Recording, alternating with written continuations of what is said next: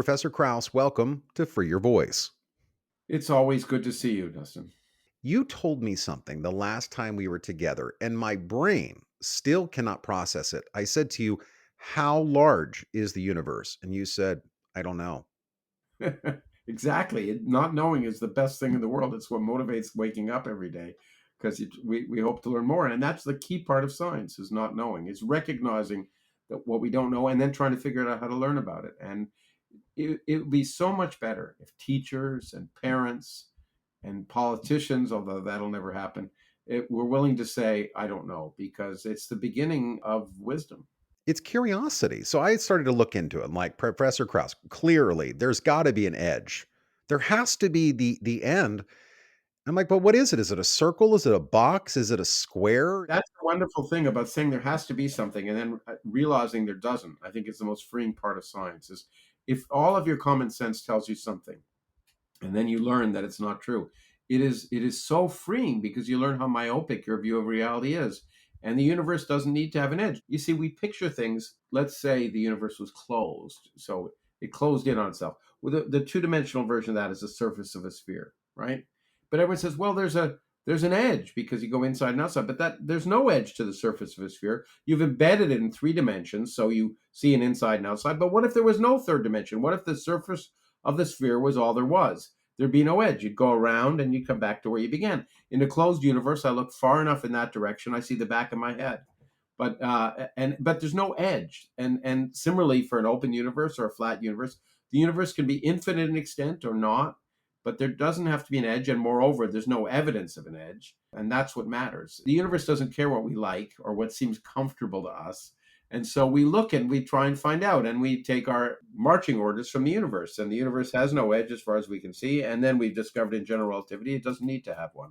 So we throw out our common sense and we realize our common sense is based on our myopic personal experience, but the universe is much larger than that. The great thing about science is it opens us up to realize that just like even in something like anthropology, when you visit another culture, when you see another society, you learn that things that you thought were natural or commonplace may not be that way at all, and it opens your mind about what it means to even be human. Has it been under attack forever? Because I get this feeling that religion and science tend to not go hand in hand. It's as if that, and now you and I have friends at the Vatican, and they were very accepting of different views and opinions. But for the most part, religion and science tend to burn people at the stake. The point about religion generally is it assumes the answers before you ask the questions. And then more important, at least in organized and certainly in fundamentalist religions, there are some questions you cannot ask. There's some things that are sacred that you cannot question. And the whole point of science is or should be, in fact, scholarship more generally, is that there's nothing sacred. There's nothing that cannot be questioned. And to say this is the way it is and you cannot question it is the end of thinking. It's interesting you say that, Professor, because there are certain people that I know, because of their religious beliefs, I would be so uncomfortable to even ask them questions for fear of what they may say or what they may think. But it's as if when you ask a true scientist, a true learner, you can ask me anything and you won't be hurt. And that's the problem with not just religion, but with what's going on in universities and other places around the country and around the world right now. It's terrifying to me that some things are not subject to question. Universities, where everything should be subject to question, that you can't even faculty have been fired for asking simple questions, not intending to offend. And even if they do offend, if they don't intend to offend, well, that's just tough. You can't ask the question about are there two genders or are there two sexes. Some places like you just get fired. Or if you ask questions like, sure, indigenous people had lots of knowledge, but if you ask, is indigenous astronomy an essential part of teaching a first year astronomy course based on telescopes and modern equipment? Just asking that question got a professor fired up in Canada. No question should get you fired. But why does that teach? I mean, my 13-year-old, he asks me questions sometimes that I say to him, don't ask this. Don't ever ask this in school. Don't ever ask this of another adult. And he's like, what did I do wrong? I want to know. I want to understand. But it's like we have to be so sensitive to some other person that we'd never met before sensitive to their sensitivity. Look, we all should try and be sensitive to people around us. We shouldn't want to hurt them. That's for sure. And we should recognize. And so, polite discourse, if you're having a tea with someone, you don't have to bring up something, a deeply religious person. I'm not going to suddenly bring up atheism. There's no Clearly. need at that point. But the notion that the person who's offended has special rights is completely untrue. In fact, Stephen Fry has said that, Christopher Hitchens, that if someone's offended, you say, okay, big deal. What questions do you have for me? If someone's offended, they can choose to ignore it. They can choose to ask questions or respond, or they can choose to be very angry. It's up to them, but it's their problem. So, and in fact, people have been fired, not just in universities, but in media and in business for saying things where it's clear that they're not intending to offend, but it offended someone. There's a famous example of a very good science reporter at the New York Times who was taking a group of students, as I understand it, down in South America somewhere. And some young person, 12 or 13, talked about a friend of theirs who'd used the N word.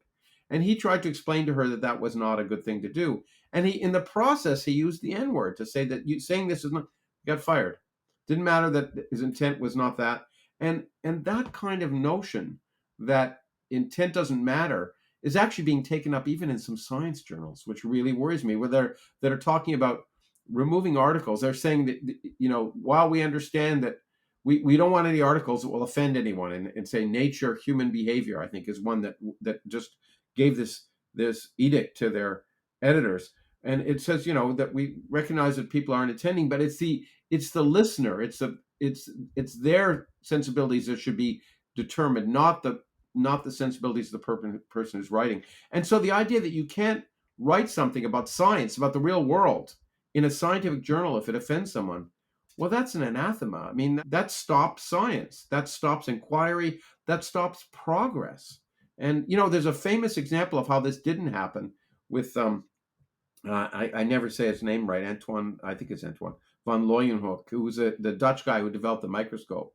And he was the first one in looking literally at human semen and saw sperm. And he submitted an article to the Royal Society. This was 300 years ago, and said, "Well, if this is offensive, don't publish it." And the head of the Royal Society obviously had the right attitude, which is this is the way nature is.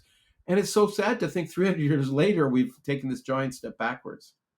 Wildest theory you've ever had that you can't disprove. What is it, Professor? Well, let's see. I mean, I I had a wild theory once that the dominant energy in the universe was due to empty space, but it proved to be right. So, but I didn't think it would be. But I think the wildest theory we have is that there are other universes. I think I can't at this point. Now, I can imagine, because I do science and not metaphysics, I always try and think of ways that we might be able to test these ideas. But the notion that our universe isn't unique, that there may be not just a finite number, but potentially an infinite number of other universes, in one of which I'm interviewing you right now, rather than the other way around, is fascinating and remarkable. But it does seem like metaphysics, but it seems to be well motivated by our understanding of fundamental science. If it were just that forever, I probably would say, well, that's interesting, but I can't say anything about it. I can't do anything about it. So I'll focus on other things. But I've actually been able to show that there are indirect ways you might actually find out if there are other universes, not direct ways. Because I'm kind of old fashioned. I believe in trying to see if you can test ideas. And if they're not testable, I tend to work on other things. Ghosts. So I was on TikTok and I saw and I heard things that I went, well, that's interesting. So, what does Professor Krauss think about ghosts? Now, some people call them demons, spirits. I used a word that I don't think one should use, but and I castigate other people when they use it. But I think I used it a few minutes ago. It's the word believe. I don't think we should ever use the word believe. Things are either likely or unlikely, and if they're extremely likely, we kind of say that they're true, and if they're extremely unlikely, we kind of say they're false. But there's a whole spectrum, and science, never proves things to be absolutely true. It does prove things to be absolutely false if they violate the results of experiment. But so ghosts are extremely unlikely. First of all, whatever you've seen, and once again, I tell you this with UFOs and people who've seen ghosts. What is it? And my answer is I don't know. But if I ask what's most likely, I'd say it's not ghosts, it's not UFOs. I guess I'd use the line from the famous physicist Richard Feynman, hero of mine. a Nobel Prize winning physicist, who talked about UFOs, but the same as ghosts, and said they're much more likely due to the known irrationality of humans rather than the unknown rationality of aliens. Ghosts, if they existed, we would be able to detect them. There's been no repeatable evidence that they can be detected. And we can detect a light bulb on Pluto with a radio telescope. I mean, we could, the things we can detect using our technology are amazing, electromagnetic technology. Plus, there's no evidence that anything changes in terms of, well, there's no evidence, there's no external evidence for a soul, that not, when people die, there's no evidence that anything changes in that regard. Everything we know about nature tells us that ghosts are so unlikely that even if you see something weird, and I can't explain what you've seen, no matter how improbable it may seem that some wind blew this way and a mist was present at the time and it got blown into a shape that you might see, and just at exactly the same time an owl hooted that made a weird noise. I mean, no matter how implausible all that seems, it's more plausible than that they're ghosts that are due to dead people. So, what happens after death? Well, here's the question. What happened before you were born? I don't remember. How about that? I think the point is that you weren't there. That before you're born and after death are very similar experiences. I mean, as far as we can tell, after death, just like before you're born, your humanity, your brain stops functioning. It's like when I turn my computer off, it's not functioning. And so it's sad in a way to, of course, think that you'll no longer have those experiences. But at the same time, in my mind, it makes life more precious. It makes the time we're here every moment more special, and the incredible luck and good fortune that we happen to live on a planet which over 4.5 billion years managed to allow life to evolve, conscious life to be able to ask questions about the universe and appreciate and love and experience surprise. What an amazing set of circumstances that is, and how precious it is, and we shouldn't squander that in our own lives or anyone else's. Woody Allen's One of my favorite lines from Woody Allen is, eternity is a long time, especially near the end. And if you ever thought, do I really want to spend eternity with my in laws or even friends? I think you really would think that you wouldn't really want to do that. It would eventually become awful. It's not short. The life we have is wonderful. And the experiences of happiness we have are wonderful because, in some sense, they contrast against other moments that are unhappy. I think it's that preciousness and that finiteness of those experiences in our lives that makes life, for me, like life precious, and why every day I wake up wondering and be prepared to be surprised and enthralled. I mean, that, of course I get depressed like everyone else, and I'm a human, and reason is the slave of passion, as David Hume said, and I recognize that. But when I'm thinking clearly, I can certainly overcome my petty, myopic concerns about unfairness to me today or an accident that happened or something else, and recognize that I'm just darn lucky. We talked about luck before the show because I hear people from time to time say to me, "You're so lucky." Now, they don't know it took me a million miles. They don't know it took me 500 interviews. They don't know it took me countless this, that, him, her, he, she. And they just use this word luck. And I look at it and say, but you had this potential too.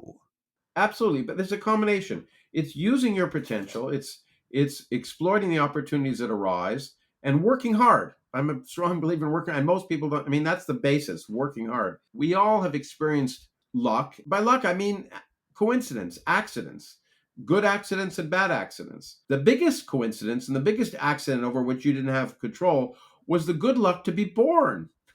Just think of all of the potential beings that weren't born. You are the product of an almost endless series of successful reproducing organisms that were incredibly successful in their life to get to you today. 4.5 billion years of them were successfully living and reproducing so that you could be here today. Well, that you had no control over that. You may not call that luck, it's just an accident, but that's the kind of accident that I'm talking about. And I recognize that while many of my successes are due to hard work and other efforts I've made to exploit the resources I have, I've also realized that there's good fortune in that. And but it's not that luck is the source of everything, or that bad luck can be the source of blaming things that happen to you. That's this victimization mentality that's so prevalent today, that, oh, everything I've experienced is someone else's fault or things I had no control over. Well, you do have control over things, and how you utilize those will determine the outcome. Now, having said that, and this is a I know we have a finite interview here.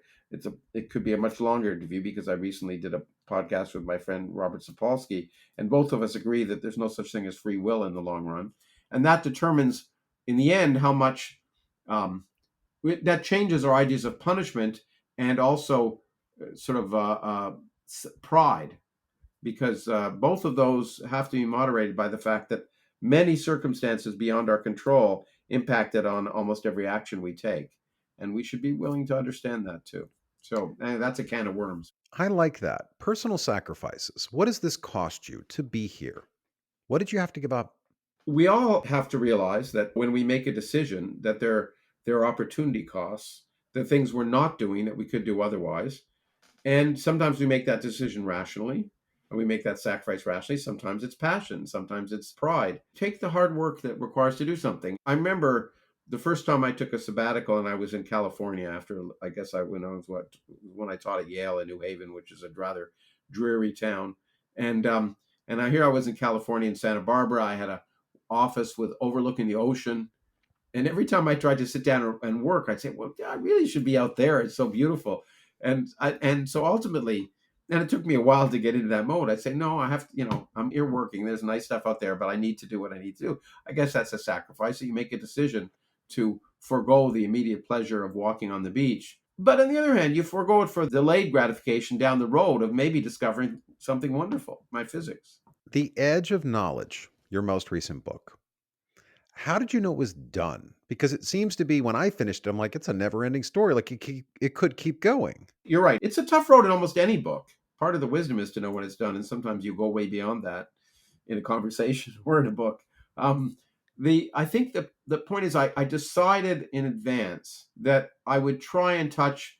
There are many different areas of human activity, but if I tried to delineate five major ones: time, space, matter, life, and consciousness.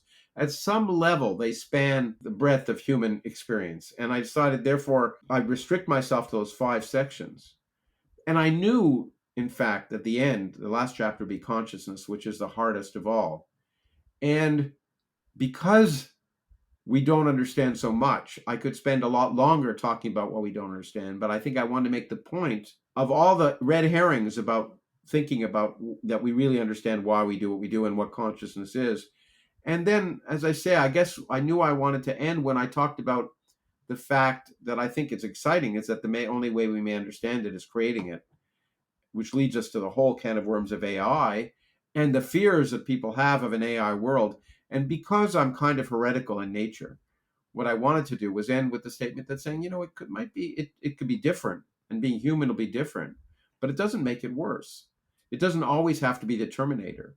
And I thought that was a fun way to end. So it's just a feeling one has, but that was the hardest chapter to write, and to know when to end and even what to talk about. Well, I had to learn a lot too, obviously. Although I've had a good fortune of knowing many people who work on neuroscience and other areas, and therefore having a good learning curve, there still was a lot to learn, unlike, say, time and space, where I tend to spend a lot more of my own research time. The reason the book could go on forever, but the reason it's finite, the book is called The Edge of Knowledge here. By the way, it was called in England The Known Unknowns, and it wasn't called that in the United States because that quote comes from Donald Rumsfeld, and they felt it would be too offensive, once again, if I used a quote from Donald Rumsfeld, even though it's a brilliant quote. But for me, the more interesting book to write would be The Unknown Unknowns. That could go on forever. But the problem is it would be very short because we don't know what we don't know. It's much, as a scientist, I think by far in my career, the unknown unknowns have been much more exciting because, it's true. I work on what I know I don't know and try and understand it. But it's the unexpected discoveries that really make science exciting. And I often say we always lie when we're academics, when we're writing grant proposals, because we have to write on subjects we're going to be working for the next 3 to 5 years, depending upon the length of the grant. But I always say if you know what you're going to be doing 5 years from now, then you're not doing something right. There are going to be discoveries between now and then that change your trajectory. So we invent this false narrative about the future, but the hope is that what you'll actually be working on is something quite different. Thank you so much for sharing your story on For Your Voice.